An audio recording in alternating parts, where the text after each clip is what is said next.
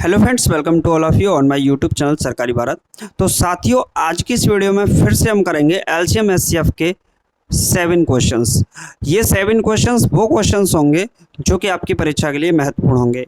सबसे बड़ी बात यह है कि ये रेलवे जो NTPC, group D, ALP, technician, RPF, constable, SI, इन परीक्षाओं में जो प्रश्न पूछे गए हैं वो सारे के सारे मैंने एलसीएम के एक एक टाइप का एक एक सवाल लेता गया और वीडियो बना दी आपके लिए। ये है ठीक। इससे पहले भी मैं एलसीएम एचसीएफ की टॉपिक वाइज वीडियो डाल चुका हूँ। 7 क्वेश्चन इससे पहले मैंने डाले थे, वो एक एक टाइप से थे, लेकिन कुछ टाइप बच गई थी, उन टाइप को इसमें कंप्लीट करेंगे। इसके भी बाद जो टाइप बचेंगी उनको नेक्स्ट वीडियो में हम कंप्लीट करेंगे। तो चलिए स्टार्ट करते हैं आज की इस वीडियो को अपने पहले प्रश्न के साथ। प्यारे साथी, क्वेश्चन समझिए क्या है। पहला प्रश्न है और प्रश्न बहुत आसान है।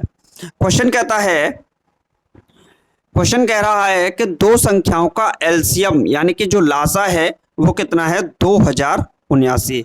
मेरे भाई एलसीएम कितना है, 2079 है। क्लियर है। आपसे बोला है उनका एचसीएफ 27 है। कितना है एचसीएफ? 27 है। अब नेक्स्ट क्या बोला है, उनमें से एक संख्या 189 है, यानी कि मान लीजिए एक संख्या x है वो 189 है। आपसे बोला गया है तो दूसरी संख्या क्या होगी, यानी कि y का मान पूछा है, मैं दूसरी संख्या को y मान लेता हूं थोड़ी देर के लिए। क्लियर है मेरे भाई। अगर यहां पर बात करोगे तो आप लोग कहोगे कि ये सर कॉन्सेप्ट पढ़ाया है कि नहीं, तो ये तो बहुत आसान है। ये कॉन्सेप्ट मैं पढ़ा चुका भी हूं पिछली वीडियो में। पहली संख्या गुणा दूसरी संख्या बराबर एलसीएम गुणा एचसीएफ। क्लियर है। पहली संख्या का गुणा अगर दूसरी संख्या से कर दिया जाए और एलसीएम का गुणा एचसीएफ से कर दिया जाए तो आपका जो आंसर आएगा बराबर आएंगे। प्यारे साथी, जो पहली संख्या है वो 189 ही है और गुणे बाई दूसरी संख्या है, एलसीएम आपका 2079 है, 2079। इसके बाद जो एचसीएफ है वो आपका 27 है। कैंसिल आउट करते हैं, 3 से कैंसिल आउट करेंगे ये 9 बार जाएगा और 3 से जाएगा ये 3 छिक्के 18, 3 तिया 9। 9 से कैंसिल आउट करेंगे तो 63 को 7 बार जाएगा, 9 सत्ते 63 और 7 बाई बराबर कितना आ गया निकल कर, तो ये आ गया 2079। मेरे भाई 7 का भाग इसमें जाना ही चाहिए, क्योंकि जो हमारे ऑप्शन दे रखे हैं वो कहीं ना कहीं क्या है, एक एग्जैक्ट नंबर है, तो 7 इसको कैंसिल आउट करेगा ही करेगा। काटते हैं, 7 दूनी 14। हमारे ऑप्शन में 2 कहीं है, इसमें तो नहीं है, तो ये तो ऑप्शन नहीं हो सकते। अब देखते हैं कौन होगा। बचेगा 6 और 7 9 63, तो 9 का आएगा, यानी कि ये वाला आएगा। ऑप्शन सी सही हो गया, डी भी गलत हो गया। तो बाद में तो 7 अपने आप से छाप सकते हो, तो ऑप्शन सी इस सवाल का सही जवाब हो जाएगा। प्यारे साथी, नेक्स्ट क्वेश्चन पर चलते हैं। मेरे भाई थोड़ा सा फास्ट चलेंगे, लेकिन अपने आप को फिर भी स्लो चलाएंगे, कोशिश करेंगे आपको समझ में आए। अगला प्रश्न क्या है, ये अपने आप में एक बेहतरीन सवाल है, क्योंकि जब ये आरआरबी एनटीपीसी ने इस सवाल को पूछा तो स्टूडेंट कंफ्यूज हो गए। उनको लगा कि इस सवाल का आंसर इस सवाल में ही छुपा है, कहीं ऐसा तो नहीं है, तो उन कुछ ने तुक्के भी लगाए, लेकिन अब आपको ऐसा नहीं करना है। प्यारे साथी, बोला है 2 सह अभाज्य संख्याओं का गुणनफल। सह अभाज्य संख्या मेरे भाई इसको बोलते क्या है, तो इसको बोलते हैं को प्राइम नंबर। क्या बोलते हैं? को प्राइम नंबर। अब आपका प्रश्न होगा कि सर को प्राइम नंबर क्या होते हैं। मेरे भाई अगर मैं यहां बात करूं, 7 एक संख्या है, ये अपने आप में एक अभाज्य संख्या है, प्राइम नंबर है। और इसी के साथ अगर मैं बात कर लेता हूं 11 की, तो जो 11 है वो अपने आप में एक प्राइम नंबर है, अभाज्य संख्या है। और इन दोनों संख्याओं की मैं बात करूं तो क्या इन दोनों में कुछ मेल मिल रहा है, क्या कोई कॉमन आ रहा है? तो इनमें कोई भी कॉमन नहीं दिखेगा, सिर्फ और सिर्फ 1 के अलावा। 1 तो हर एक नंबर के साथ एचसीएफ बन जाता है, प्रत्येक संख्याओं के साथ एचसीएफ बन जाएगा। लेकिन अगर 7 को देखें, 11 को देखें, तो इन दोनों संख्याओं में कोई भी नंबर सेम मैच काटने वाला नहीं दिखेगा। तो मेरे भाई इन दोनों नंबर को हम क्या कह सकते हैं, को प्राइम नंबर कह सकते हैं।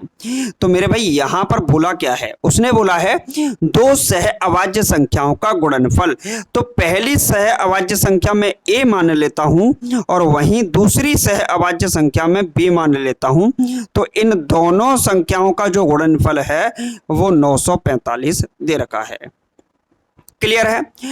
a और b दोनों की दोनों संख्याएं अभाज्य संख्याएं हैं। कैसी हैं, अभाज्य संख्याएं हैं। और जब a और b दोनों अभाज्य संख्याएं हैं तो मैं कह सकता हूं कि एलसीएम जो होगा, यानी कि एलसीएम जो होगा वो a क्रॉस b ही होगा।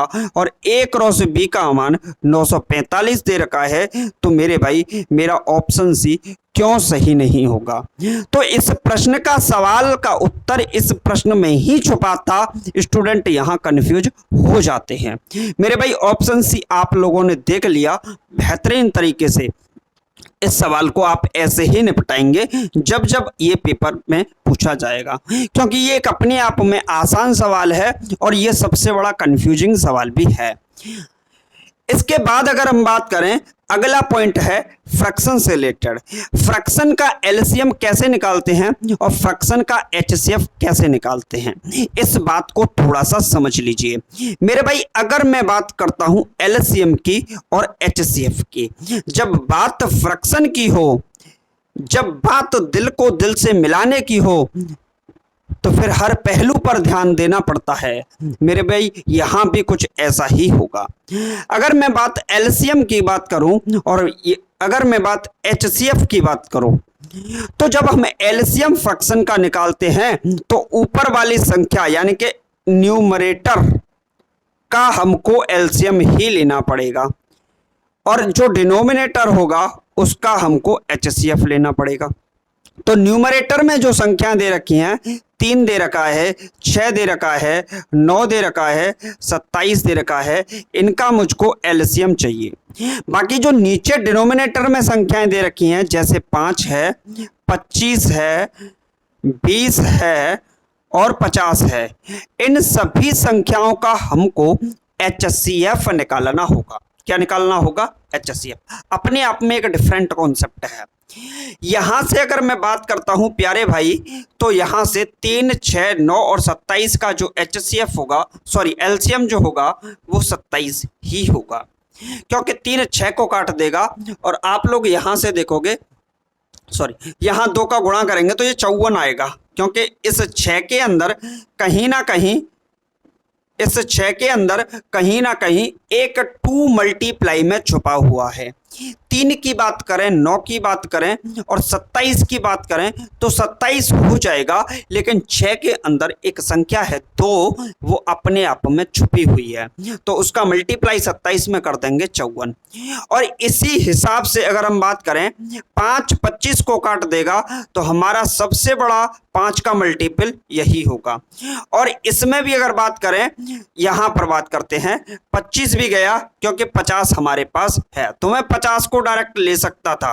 अच्छा जी, एचसीएफ निकालना है, परंतु मुझे एचसीएफ का मतलब होता है एक वह बड़ी से बड़ी संख्या, वह बड़ी से बड़ी संख्या जो सभी संख्याओं को विभाजित करे, वह बड़ी से बड़ी संख्या जो सभी संख्याओं को विभाजित कर पाए। मेरे भाई यहां पर अगर हम बात करते हैं तो यहां पर अगर आप लोग देखोगे, यहां पर अगर आप लोग देखोगे इस कॉन्सेप्ट को, तो यहां 5 है, यहां 5 5 के 2 हैं, यहां सिर्फ 5 है, यहां 5 5 के 2 हैं, और इसमें 5 गुणे 4 है, और इसमें अगर बात करें तो 25 गुणे 2 है। तो इसका एचसीएफ लोगे तो इसमें 5, इसमें 5, इसमें भी 5 होगा। तो सबसे छोटा जो फैक्टर, एक फैक्टर है जो सब में मैच होगा, वो क्या है, 5। तो इस सवाल का जो आंसर हो जाएगा कहीं ना कहीं 54/5 इस सवाल का राइट आंसर होगा। मेरे भाई अगर आपसे एचसीएफ पूछे तो आपको न्यूमरेटर में जो अंश वाली संख्याएं हैं उसमें क्या निकालना है, एचसीएफ, और जो डिनोमिनेटर वाली संख्याएं हर वाली हैं उनमें निकालना है एलसीएम। तो कॉन्सेप्ट सीधा सीधा है मेरे भाई, 3, 6, 9 और 27 का HCF निकालना है 5, 25 और 20 और 50, इनका हमको एलसीएम निकालना है। मेरे भाई HCF की बात करें, HCF की बात करें तो 3 है, 6 है, 9 है, 27 है, तो इनका जो HCF निकल कर आएगा वो 3 निकल कर आएगा, क्योंकि 3 6 को भी डिवाइड कर देगा, 9 को भी, 27 को भी। तो 3 का सबसे जो छोटा फैक्टर है, सबसे छोटा जो फैक्टर होगा इन सभी में और जो सब में मैच कर रहा है वह 3 ही है। मेरे भाई यहां पर एलसीएम लें तो यहां 5 का सबसे बड़ा फैक्टर 25 है, तो आप इस 5 को हटा सकते हो। आप लोग यहां साइड में लिखोगे तो 25 आपका बनेगा। इसमें 2 फैक्टर होंगे, यानी कि 2 दूनी 4 यहां से आप लोग लिख सकते हो। तो 25 चौके 100, 50 100 को डिविजिबल कर देगा, तो आपका जो यहां से आंसर आएगा वो 3/100 निकल कर आएगा। यानी कि HCF जो होगा इस सवाल का वो क्या होगा, 3/100। मेरे भाई नेक्स्ट क्वेश्चन पर चलते हैं, वो क्या है।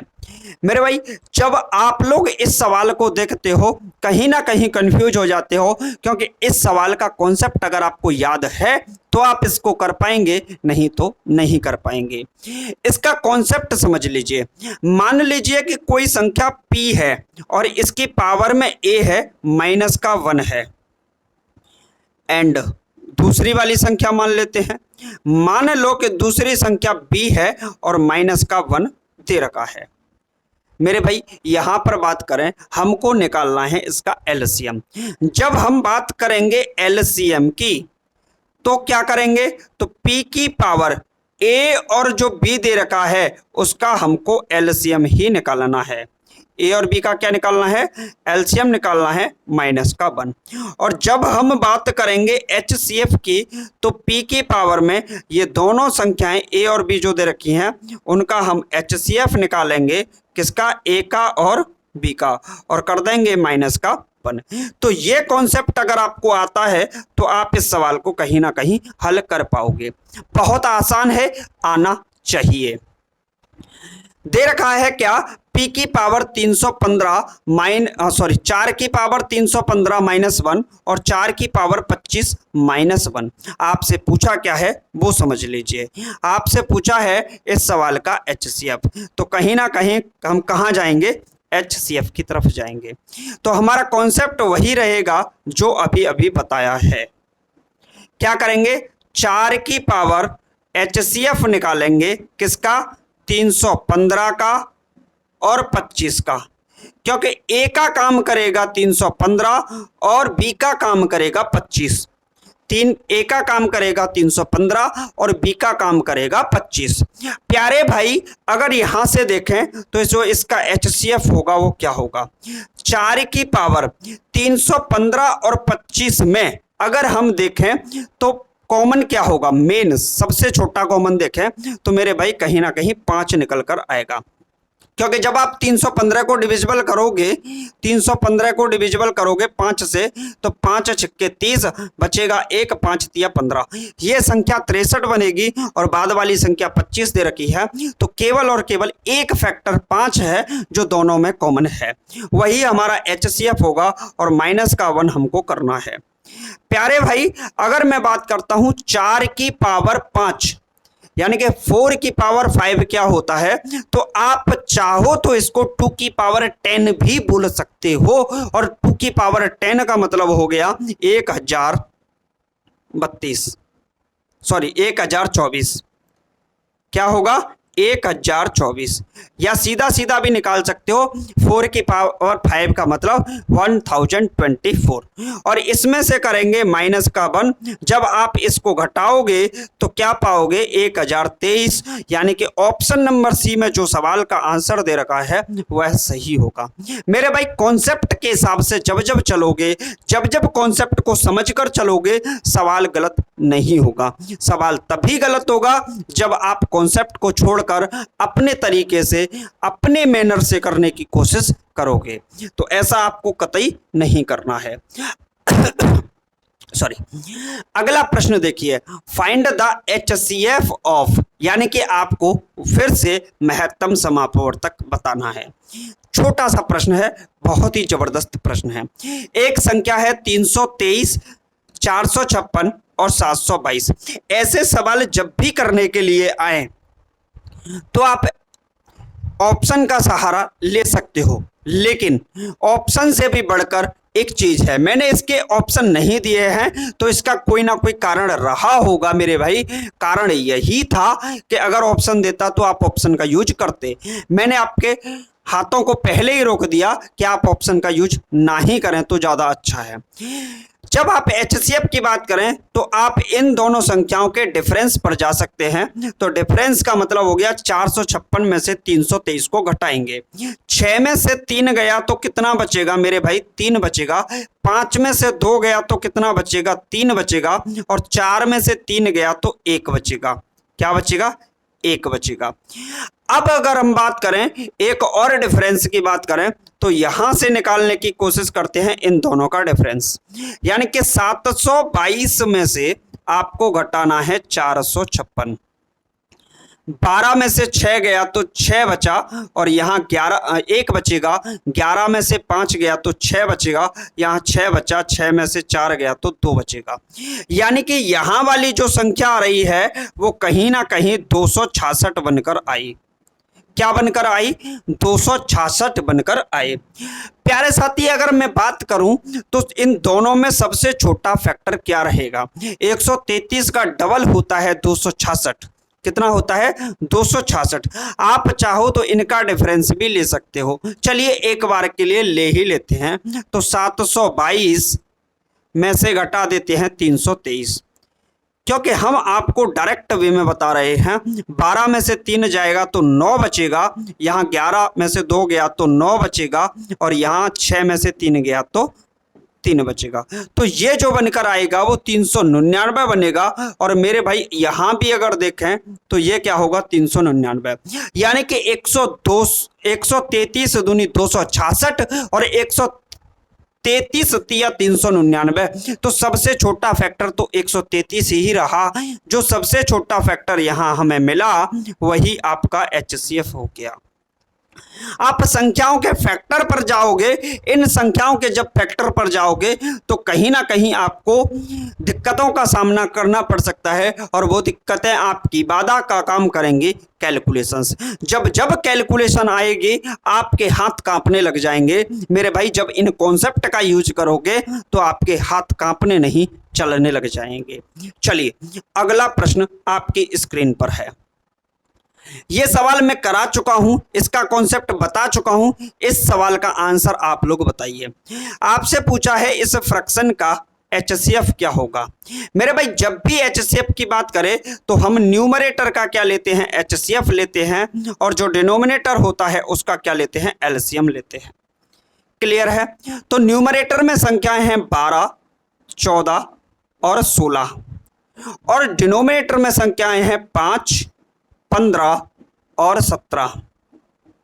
यानी कि जो ऊपर वाली संख्या है उसका अंश वाली संख्या है, न्यूमरेटर वाली जो संख्या है उसका हमको HCF निकालना है और डिनोमिनेटर यानी कि हर वाली संख्या का हमको LCM निकालता है। प्यारे साथी, अगर मैं यहां बात करता हूं तो 12 का, 14 का और 16 का जो HCF आएगा सिर्फ और सिर्फ 2 निकल कर आएगा, क्योंकि मेरे भाई यहां सिर्फ और सिर्फ 2 ही ऐसी संख्या है जो इन तीनों संख्याओं को डिविजिबल करती है। और जब तीनों संख्याओं को डिविजिबल करेगी तो यही इसका HCF होगी और हमको निकालना है LCM। तो 5, 15 और 17, क्योंकि अगर हम बात करें 5 तो 15 के अंदर आ जाएगा तो मैं 15 को लिखूंगा और 17 अपने आप में एक अभाज्य संख्या है तो इसको भी मैं लिख लेता हूं। मेरे भाई यहां बात करें तो ये 2 होगा और नीचे बात करें 7 पंजे 35, यानी कि आपका जो यूनिट डिजिट होगा वो 5 के अंक का होगा। लेकिन हो गया हमारे साथ लोचा, क्योंकि सारे के सारे हरों का यूनिट डिजिट 5 है। लेकिन मेरा अंश 4 नहीं है, अंश 3 नहीं है, अंश 1 नहीं है। ऑप्शन नंबर सी इस सवाल का सही जवाब होगा। मुझे कैलकुलेशन करने की जरूरत नहीं थी, मुझे कैलकुलेशन करने की जरूरत नहीं थी। मैं यूनिट डिजिट का यहां पर थोड़ा सा सहारा ले सकता था, क्योंकि मुझे न्यूमरेटर भी मिल चुका है तो मेरा आंसर कहीं ना कहीं बन चुका है। तो मैं इस सवाल को ऐसे भी कर सकता था। क्लियर है? बाकी आप लोग इसके नीचे 255 छाप सकते हैं। अगला प्रश्न इस सवाल का एक और बेहतरीन कॉन्सेप्ट के साथ। ये सवाल ये मान लीजिए रेलवे का पसंदीदा सवाल है। पेयर्स के ऊपर क्वेश्चन ना पूछे ऐसा हो ही नहीं सकता। ऐसा एक भी क्वेश्चन पेपर नहीं मिलेगा जिसमें एनटीपीसी के अगर उठाओगे, एएलपी के उठाओगे, टेक्नीशियन के उठाओगे, ग्रुप डी के उठाओगे, ऐसा प्रश्न कहीं ना कहीं देखने को ना मिला हो। मेरे भाई one of the most favourite type रहती है ये एलसीएम एचसीएफ की। क्वेश्चन है दो संख्याओं का गुणनफल 1500 है, यानी कि पहली संख्या को मैं मान लेता हूं a और h और दूसरी संख्या को मैं मान लेता हूं b और h। इन दोनों का जो गुणनफल दे रखा है वो 1500 दे रखा है। क्लियर है? यहां तक किसी भी स्टूडेंट को कोई समस्या चलिए नहीं हुई होगी और ना ही होगी। मेरे भाई यहां पर अगर आप देखोगे मैंने पहली संख्या को और दूसरी संख्या को AH और BH माना है। इसका मतलब क्या है, इस बात को समझिए। इसका मतलब है कि इन दोनों संख्याओं का HCF मैंने H मान लिया और जो H है और अगर हम उस H को हटा दें तो संख्याएं दो बचेंगी A और B। अगर मैं H को हटा देता हूं साइड में तो सिर्फ दो संख्याएं बचेंगी, एक A बचेगी और दूसरी B बचेगी, जो कि अपने आप में एक रेशियो के फॉर्मेट में होगी, यानी कि अनुपात के रूप में होंगी। मेरे भाई ये संख्याएं जब अनुपात का रूप ले जाएंगी तो ये अपने आप में को प्राइम कहलाएंगी।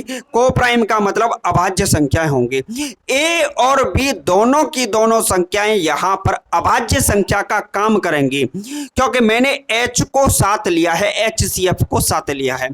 HCF हटाओ, दोनों संख्याएं अभाज्य बनेंगी, HCF को जोड़ो, दोनों संख्याएं अपने अपने रूप को प्राप्त कर लेंगी। तो मेरे भाई मैं बोल सकता हूं कि A गुणा B, क्या बोल सकता हूं? A गुणा B, यानी कि A और B का जो रेशियो है उनका मल्टीपल ही कर दें तो 1500 और H गुणा होकर के बन जाएगा H स्क्वायर। इसका लगा देते हैं भाग तो 1500 बटे H स्क्वायर। H का मतलब है HCF और मेरे भाई HCF दे रखा है 10 और 10 का स्क्वायर बन जाएगा 100। डबल जीरो से डबल जीरो कट गया। कहने का मतलब ये हो गया कि A और B का जो गुणनफल होगा वो कहीं ना कहीं 15 आएगा।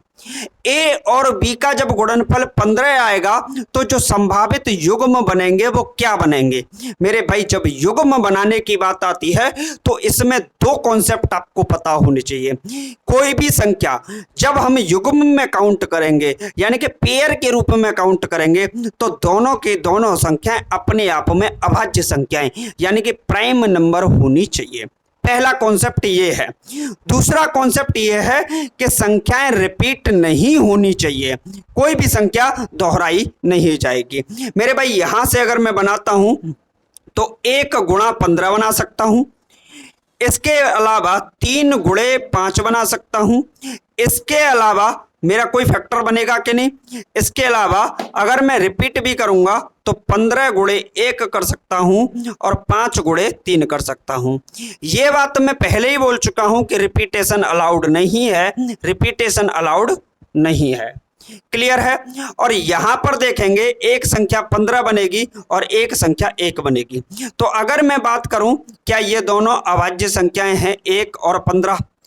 क्या दोनों अभाज्य संख्याएं हैं 1 और 15? तो मेरे भाई यहां तो कॉमन की बात आ सकती है, लेकिन 3 और 5 में किसी भी प्रकार के कॉमन की बात नहीं आएगी। तो इसका ऑप्शन नंबर सी इस सवाल का राइट आंसर हो जाएगा। लेकिन मेरे भाई 1 और 15 को क्या मैं काउंट कर सकता हूं? तो इस बात का जवाब आपको पिछली वीडियो को देखकर पता लग जाएगा, क्योंकि जब मैंने पिछली वीडियो को डाला था तो इस कॉन्सेप्ट के बारे में डिटेल के अंदर समझाया था क्या इसको भी शामिल किया जा सकता है या नहीं। तो मेरे भाई अगर हम 1 और 15 को शामिल करें तो हमारा ऑप्शन डी की तरफ जा सकता है। कहां जा सकता है? डी की तरफ जा सकता है, लेकिन हम ऐसा नहीं करेंगे। ठीक है, तो ये वीडियो कंप्लीट हुई। 7 प्रश्न मैंने आज कराई, 7 कल कराए थे। एक एक टाइप को मैंने लिया है, फ्रैक्शन को लिया है, पावर वेस्ट को लिया है, पेयर्स को लिया है, मल्टीपल फॉर्मूले को लिया है, रेशियो का जो पैटर्न रहता है वो भी लिया है, मैंने कोई भी पैटर्न इसमें नहीं छोड़ा है। उम्मीद है आपको आज का छोटा सा सेशन अच्छा लगा होगा। अगर वीडियो अच्छा लगा है तो इसको शेयर कर दीजिएगा अपने मित्रों के साथ। बाकी मिलते हैं नेक्स्ट वीडियो में। Thank you for watching this video. जय हिंद, जय भारत।